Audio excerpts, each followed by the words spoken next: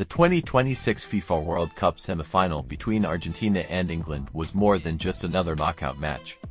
It was a battle between two footballing philosophies, two elite managers, and two squads filled with world-class talent. England entered the match as one of the tournament favorites.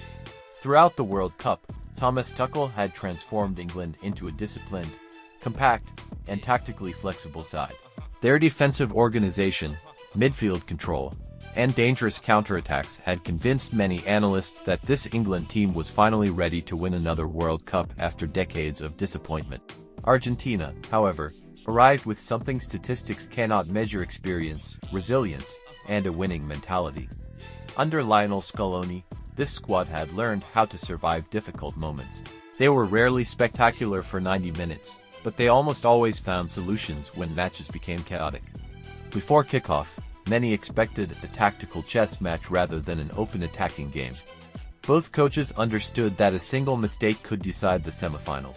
England's tactical setup: Thomas Tuchel deployed England in a 4-2-3-1 formation. The idea was clear: build patiently from the back.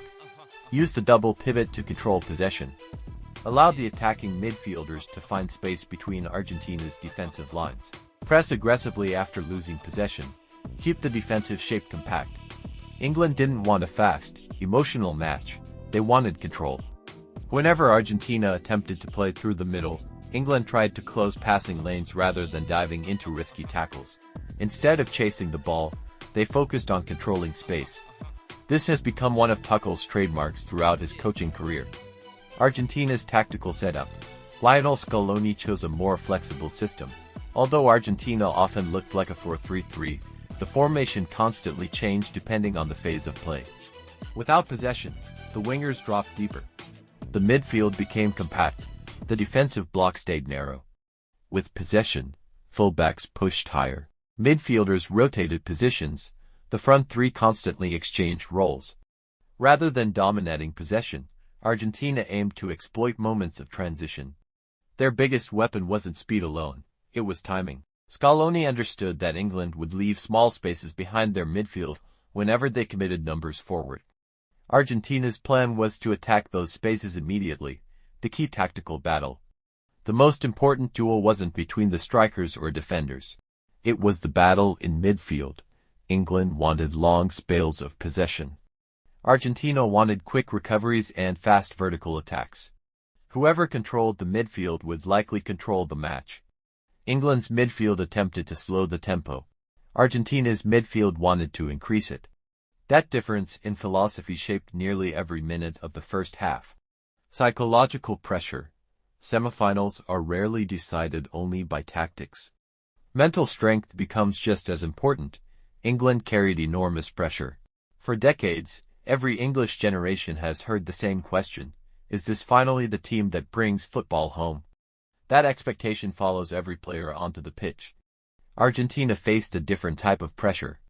They weren't simply trying to reach another final. They were defending the legacy of one of the most successful football generations in the country's history. Every player understood that one mistake could end the dream. What we expected. Before the referee blew the whistle, several tactical questions stood out. Could England break Argentina's compact defensive shape? Would Argentina survive England's high press? Which midfield would win the battle for second balls? Could either team score first without exposing themselves defensively? Would Tuchel or Scaloni make the first tactical adjustment? Those questions would define the match. And as the game unfolded, the answers became far more dramatic than anyone expected. How Argentina took control. When the match started, England looked more comfortable on the ball. Their 4-2-3-1 shape allowed them to control possession during the opening minutes. The double pivot stayed deep, helping England circulate the ball quickly while the fullbacks pushed higher to create width. Argentina, however, had a completely different plan. Instead of pressing high immediately, they defended with patience. They allowed England to keep possession in less dangerous areas while closing every passing lane toward the center. This is one of the biggest differences between experienced tournament teams and teams that only rely on possession. Possession alone doesn't win football matches. Control of dangerous spaces does. Throughout the first half, Argentina constantly forced England to play toward the wings. Every time England tried to attack centrally, Argentina's midfield collapsed around the ball. This compact defensive block prevented England from creating clear chances. England's attackers were forced to receive the ball with their backs toward goal. That slowed every attack. Whenever England lost possession, Argentina immediately looked for vertical transitions. Instead of making 5 or 6 passes, they often needed only 2 or 3. The idea was simple: recover, turn, attack immediately. This transition game became more dangerous as the match continued. England scores, but loses momentum. Anthony Gordon gave England the lead in the 55th minute. At that moment, many people believed England would finally control the game. But something interesting happened. Instead of becoming calmer after scoring, England actually became more defensive. Their midfield dropped deeper. The defensive line stopped pressing. The distance between attack and midfield became larger. That gave Argentina exactly what they wanted. More possession, more territory, more confidence. From minute 60 onward, Argentina started dominating both the ball and the tempo. Every attack became longer. Every passing sequence became cleaner. England was no longer dictating the rhythm. They were reacting. The midfield difference. One of the biggest tactical battles happened in midfield. Argentina's midfielders constantly rotated positions. Sometimes one player dropped between the center backs. Sometimes another moved into the half space. These movements confused England's marking system. Instead of chasing players, England started defending zones. That created small pockets of space. And at the highest level, half a second of space is enough. Argentina exploited those spaces repeatedly, especially between England's midfield and defensive line. Those gaps became larger as fatigue increased. This is where the match slowly shifted. England still defended bravely, but they were defending for longer periods. Eventually, constant pressure produces mistakes, and Argentina kept increasing that pressure until England finally broke. At this stage, the momentum had completely changed. Everyone inside the stadium could feel it. Argentina looked like the team that believed they would score. England looked like the team hoping the clock would save them. The comeback, Scaloni's tactical masterclass. By the final 20 minutes, the entire momentum of the match had shifted. Argentina no longer looked like the team chasing the game. They looked like the team controlling it. England's players were forced deeper and deeper inside their own half. The distance between England's striker and midfield became enormous. Whenever England recovered the ball, they had nobody close enough to support the attack. That meant Argentina could win possession back almost immediately. This constant cycle of pressure slowly exhausted England. Scaloni's tactical adjustments. One of Lionel Scaloni's greatest strengths as a coach is knowing exactly when to change a match. Rather than making emotional substitutions, he waits until he understands how the opponent is defending. Against England, his changes were perfectly timed. Fresh legs arrived in midfield. The tempo increased.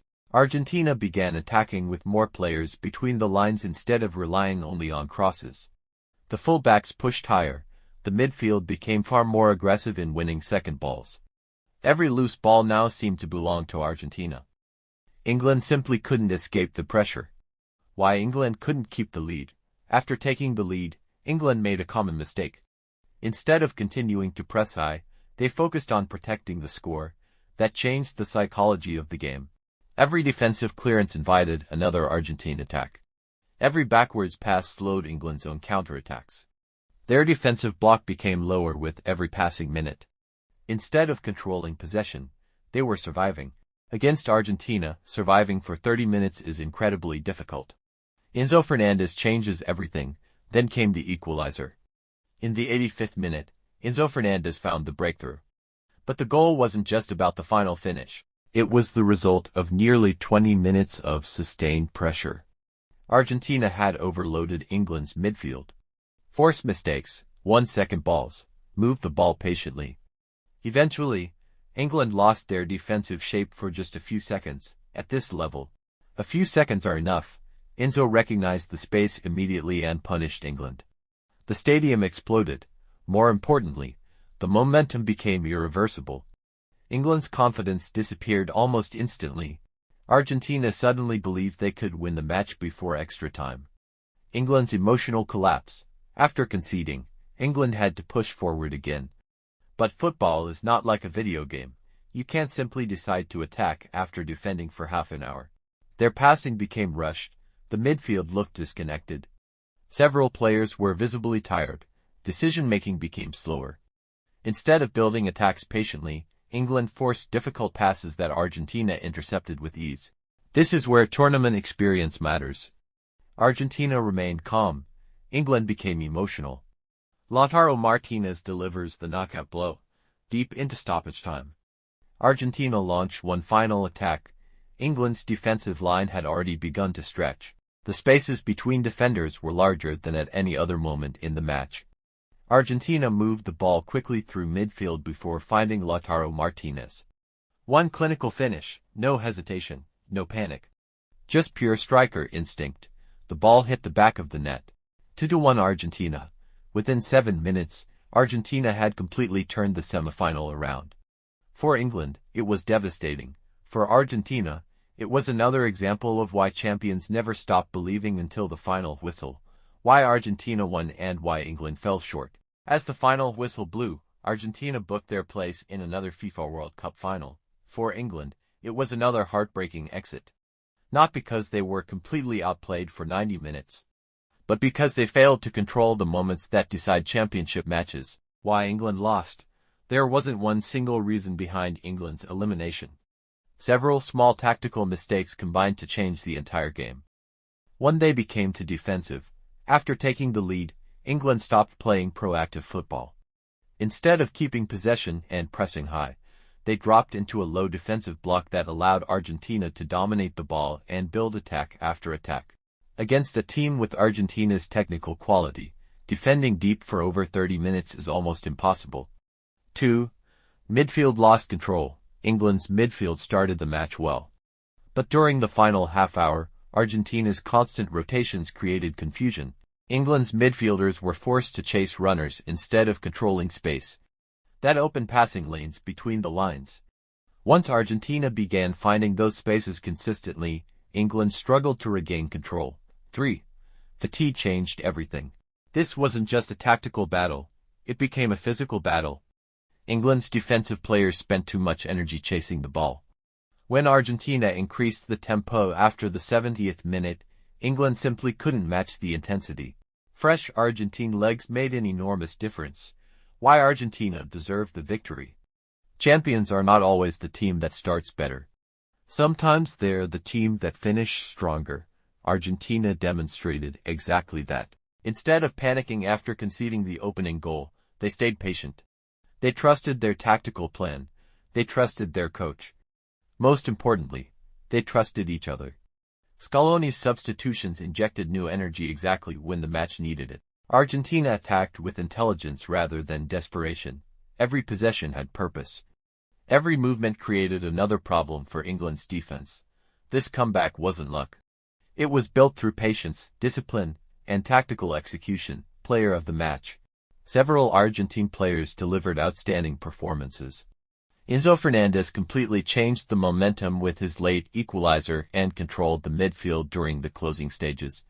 Lautaro Martinez once again proved why elite strikers are judged by decisive moments. He needed only one clear opportunity to send Argentina into the World Cup final. However, if one person deserves the biggest credit, it is Lionel Scaloni. His reading of the game, tactical adjustments, and substitutions completely changed the outcome of the semifinal. Great coaches don't just prepare matches. They solve problems during them. Scaloni did exactly that.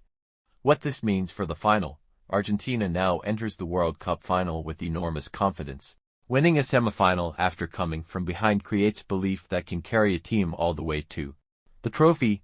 England, meanwhile, leaves the tournament with many positives. Their defensive organization improved dramatically under Thomas Tuchel. Their tactical discipline was evident throughout the competition. But football at the highest level is decided by details, and in this semifinal, Argentina handled those details better. Final thoughts. This wasn't simply a match between England and Argentina. It was a battle between control and resilience. England controlled large parts of the game. Argentina controlled the moments that mattered. That's why one team is preparing for the World Cup final, while the other is left wondering what could have been. If you enjoyed this tactical breakdown, don't forget to like the video, subscribe to the channel, and let me know in the comments, do you think Argentina deserved the victory, or did England lose because of their own tactical mistakes?